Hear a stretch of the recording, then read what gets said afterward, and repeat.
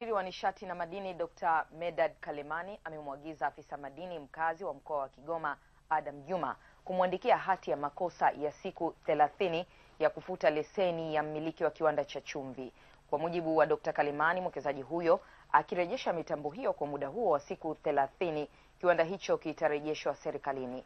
Taarifa ya Doto Elias kutoka Kigoma inafafanua zaidi. Ni miaka 17 sasa tangu mwaka 1999 mgodi wa Uvinza Nyanza Salt Mines Tanzania Limited uliokuwa na viwanda vitatu vya kuzalisha chumvi ulipobinafsishwa kwa mwekezaji aitwaye Glitlex Mining Corporation na kubadilishwa jina kuwa Nyanza Mines Tanzania Limited. Hata hivyo, baada ya muda mwekezaji huyo aliing'oa na kuihamisha mitambo ya kiwanda kilichokuwa kizalisha chumvi kwa kutumia mvuke utokanao na mafuta mazito, ambapo inasemekana aliipeleka nje ya nchi na kuyatelekeza majengo yake, jambo ambalo limekuwa ni kilio kikubwa kwa wakazi wa Uvinza. Yaani mgodi wenyewe umebebwa mzima. Walipofika hapa wakakuta ule mgodi, mheshimiwa, wale watu waliouogota ule mgodi kwa bei ndogo walikuwa wanatembea barabarani, kila mtu anampa 10,000 tu. Tutasaidia vipi wale wazee wetu waliostafishwa hawajalipa mafao yao? Akijibu maswali ya wananchi, naibu waziri wa nishati na madini Daktari Medad Kalemani, ambaye ametembelea maeneo mbalimbali ya mgodi wa chumvi Uvinza, anatoa maelezo ya uamuzi aliochukua. Afisa madini nimemwagiza anamwandikia barua ya makosa ya kufuta leseni yake baada ya siku 30. Tunataka aje mwekezaji anayeweza kuwekeza na kuajiri wa Tanzania. Watu wa Uvinza wanategemea ajira kutoka hapa.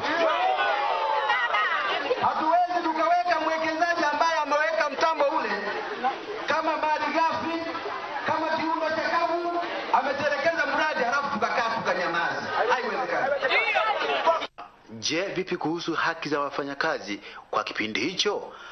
Na ndio maana nimeunda timu ya watu 4 kuanzia leo ya siku 3 inachambua maslahi ya wafanyakazi wote waliokuwepo na maslahi mengine ya kiserikali, watuletee taarifa ikiwemo na maslahi ya wafanyakazi waliostaafu.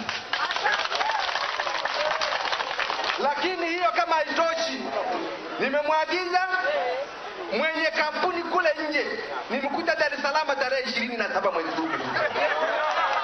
Ili kuepuka uharibifu wa mazingira, Daktari Kalemani pia amewaagiza uongozi wa mgodi wa chumvi Uvinza kusitisha kuzalisha chumvi kwa kutumia kuni, maagizo ambayo ameyatoa baada ya kupokea taarifa ya meneja wa mgodi wa chumvi Uvinza Boniface Mwaipopo. Hujapata mtaalamu wa kutuwezesha kufanya aina nyingine na mchanganyiko wa vitu fulani ambavyo vinaweza kufanya nishati mbadala. Sasa unaharibu mazingira, unaharibu vyanzo vya maji, na ni mwekezaji mkubwa. Kuni ambazo umeshavuna, tumia hizo mpaka hiyo jumla aliyokupa, lakini usiendelee kuharibu misitu. Kutoka Kigoma, mimi ni Doto Elias wa TBC.